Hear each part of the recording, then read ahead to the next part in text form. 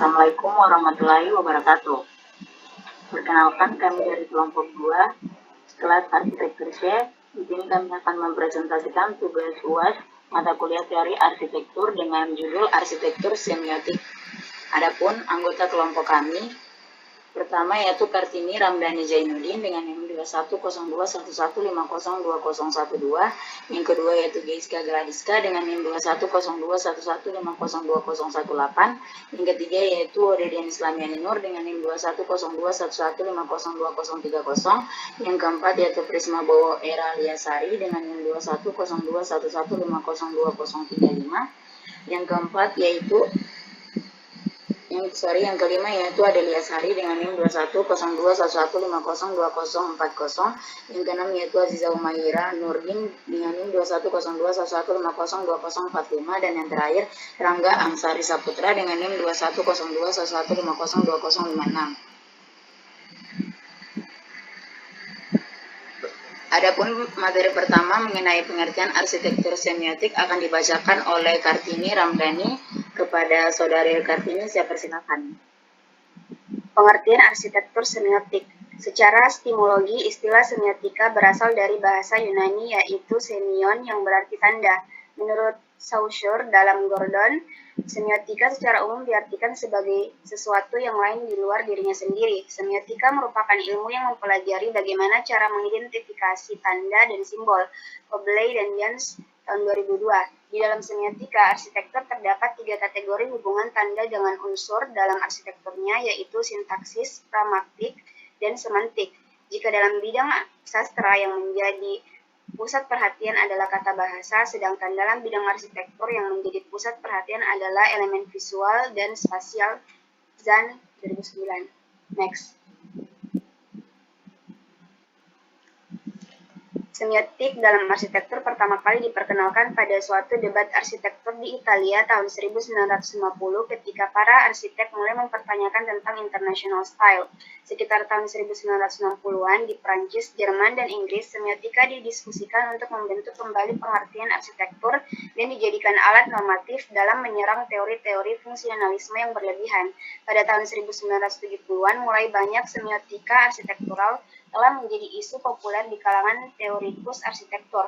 Bahkan muncul istilah baru yaitu arseniotika sebagai istilah khusus semiotika dalam arsitektur. Para tokoh-tokohnya antara lain Geoffrey Broadbent dan Richard Bond dari Inggris, Thomas Lawrence dan Charles James, A.S. M. Kimley dan A. Moelis dari Jerman. Materi selanjutnya yaitu 3 kategori hubungan tanda. Yang pertama, sintaksis, hubungan tanda dengan tanda di dalam sistem tanda, yaitu studi tentang struktur sistem. Hal ini dicontohkan oleh kode tipologis mengenai artikulasi ke dalam tipe spasial meliputi rencana melingkar, rencana silang Yunani, rencana terbuka, labirin bertingkat tinggi, dan lain-lain. Tetapi tentu ada konvensi sintaksis lain yang harus dipertimbangkan. Kedua yaitu semantik, hubungan tanda dengan hal-hal yang ditandakan, yaitu bagaimana tanda membawa makna dan sifat unsur-unsurnya. Hal ini menyangkut unit arsitektur yang signifikan atau hubungan yang dibangun antara kendaraan tanda arsitektur individu dan makna denotatif dan konotatifnya. Yang ketiga yaitu pragmatik, hubungan tanda dengan respon perilaku orang, yaitu efeknya dari mereka yang menafsirkannya sebagai bagian dari perilaku total mereka, meliputi yang kemudian berkaitan dengan referensi tanda-tanda dan sistem ke realitas di suatu sistem, dengan kata lain maknanya. Selanjutnya, materi selanjutnya akan dibawakan oleh Saudari Rangga. Kepada Saudari Rangga, saya persilakan. Semiotika, Qualisains, dan Sixsain, dan Legisain.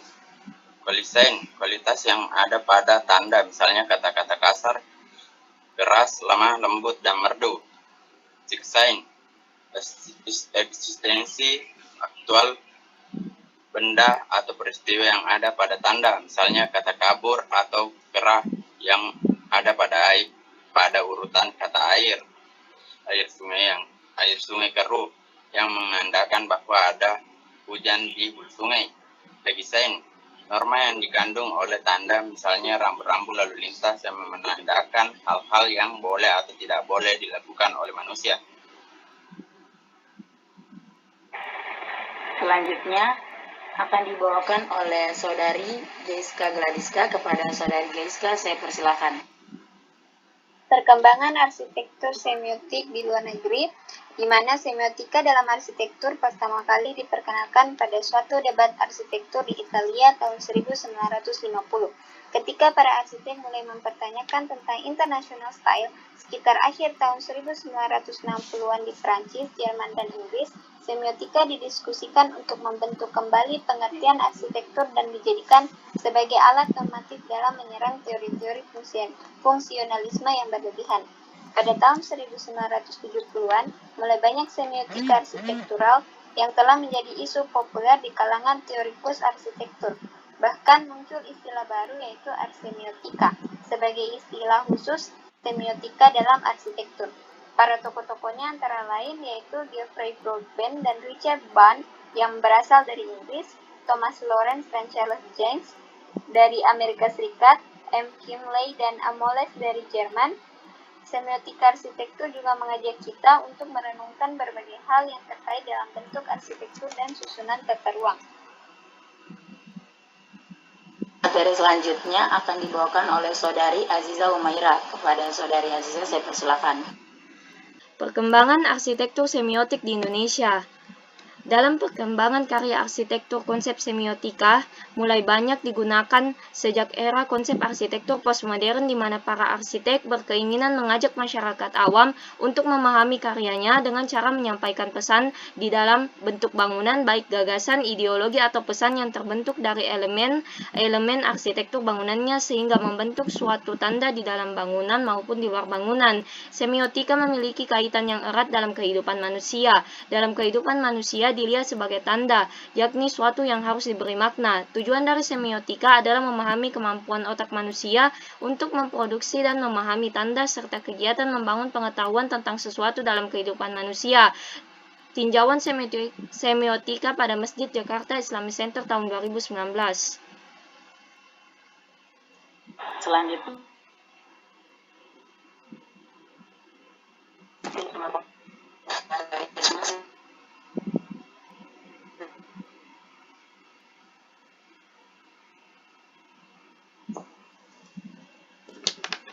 studi kasus mengenai asal-usul semiotik.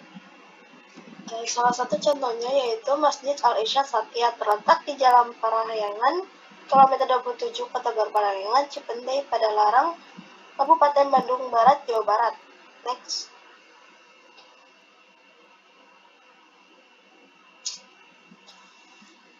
Penerapan arsitektur semiotika dengan klasifikasi tanda pada bangunan Masjid Al-Irsyad Satya didapatkan hasil dari analisa ialah 1.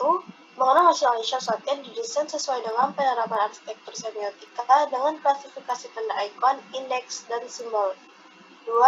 Tanda ikon pada bangunan Masjid Al-Irsyad Satya terlihat pada bentuk bangunannya yang menyerupai bangunan Ka'bah atau Mekah yang berfungsi sebagai kiblat atau patokan yang dijadikan arah sholat untuk umat muslim di seluruh dunia. Bentuk berbentuk sangkar untuk sebuah barisan sholat yang artinya dapat dengan mudah meluruskan saf dari depan ke belakang. 3. Tanda indeks pada bangunan Masjid Al-Irsyad Satya memiliki seperempat kiblat terdapat pada bentuk elemen, yaitu menara masjid, tangga, gate entrance, mihrab, pedestrian, kaligrafi kufi, dan interior masjid.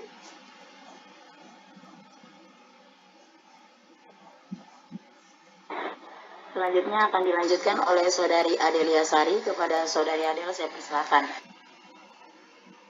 4. Tanda simbol bola bulat bertuliskan lafaz Allah diletakkan di depan mihrab imam menandakan simbol pada Masjid Al-Irsyad. Karena simbol bola bulat itu menginformasikan orang tidak boleh lewat ketika ada yang sedang mengerjakan sholat dan sebagai tanda arah kiblat. 5.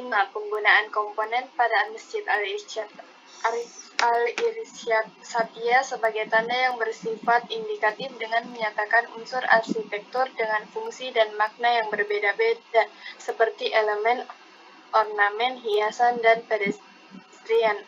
6. Berdasarkan identifikasi pada studi kasus bangunan Masjid Al-Irsyad Satya yang diteliti adalah bangunan masjid yang mempelajari bagaimana orang bernalar, berpikir, berkomunikasi, dan memberikan makna apa yang ditampilkan oleh itulah hasil presentasi dari kelompok kami. Mohon maaf apabila ada kesalahan kata. Saya akhiri, wabillahi taufiq wal hidayah. Wassalamualaikum warahmatullahi wabarakatuh.